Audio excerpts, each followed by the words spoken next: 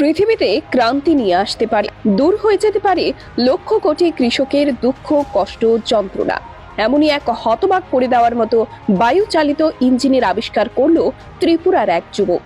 নাম রাজকুমার মালাকার, বাড়ি কমলপুর মহকুমায়।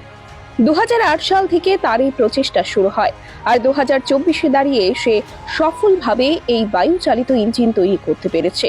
দৈনিক 8 থেকে 12 ঘন্টা এক্সপেরিমেন্ট, 16 বছরের টানা পরিশ্রম সার্থক হবার পর এই মেশিনটিকে গোটা দেশের মানুষের কাছে তুলে ধরার স্পৃহা নিয়ে বসে আছে রাজকুমার। একটাই সমস্যা, অর্থাভাব। তাই এই মেশিনটিকে রোড শো করে রাজ্যে এবং বহির্রাজ্যে এমনকি গোটা দেশের কাছে পৌঁছে দিতে সবার কাছে আর্থিক সহযোগিতার দাবি রেখেছে রাজকুমার। এই ইঞ্জিনের একটি বিশেষ গুরুত্বপূর্ণ দিক, এর ভেতরে একবার কম্প্রেসড এয়ার প্রেসার ভরে দিলেই এটি আপনা আপনি চলতে শুরু করবে।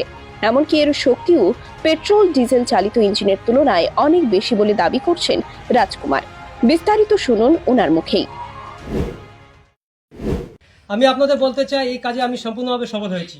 এটা এমন একটা ইঞ্জিন যেখানে পেট্রোল, ডিজেল, বিদ্যুৎ কিছুই লাগবে না, শুধুমাত্র বায়ুর প্রেসারের সাহায্যে ইঞ্জিন চলতে পারবে। কিন্তু কোনোভাবে ইঞ্জিনে বাতাস কোনোদিনই শেষ হবে না। এটা বছরের পর বছর চলতে পারবে ইঞ্জিন, কিন্তু বাতাস শেষ হবে না। আমি খুবই তাড়াতাড়ি এই ইঞ্জিনটাকে মার্কেটে নিয়ে আসতে চাই। তার জন্য অর্থের প্রয়োজন। এখন পর্যন্ত 16 বছর যাবতীয় এক্সপেরিমেন্টে আমি প্রায় 10 লক্ষেরও বেশি টাকা খরচ করে ফেলেছি। এখন আমার প্ল্যান খুবই তাড়াতাড়ি একটা বড় একটা গাড়ি নির্মাণ করা, প্যাসেঞ্জার গাড়ি।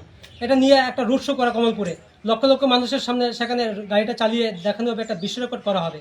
এরপর ইন্টারন্যাশনাল প্যাটার্ন, ন্যাশনাল প্যাটার্ন এগুলো করতে হবে। তার জন্য বিপুল পরিমাণ অর্থের প্রয়োজন। আমি আপনাদের সামনে আজকে এসেছি আর্থিক সহযোগিতার জন্য। আমি চাই আপনারা সকলে মিলে আমাকে আর্থিকভাবে সহযোগিতা করবেন, কারণ আপনাদের সহযোগিতা এই পৃথিবীকে বদলে দেবে। এই ইঞ্জিন আসলে আজকে কৃষিক্ষেত্রে বিপুল ক্রান্তি আসবে। আজকে পাওয়ার টিলার, মারাই মেশিন, বিভিন্ন কিছুর আজকে পেট্রোল ডিজেলের কারণে অনেক বেশি মূল্য। তার কারণে আজকে কৃষিক্ষেত্রে কৃষকরা লাভবান হতে পারছে না। ব্যুরো রিপোর্ট, খবরের প্রতিবাদ।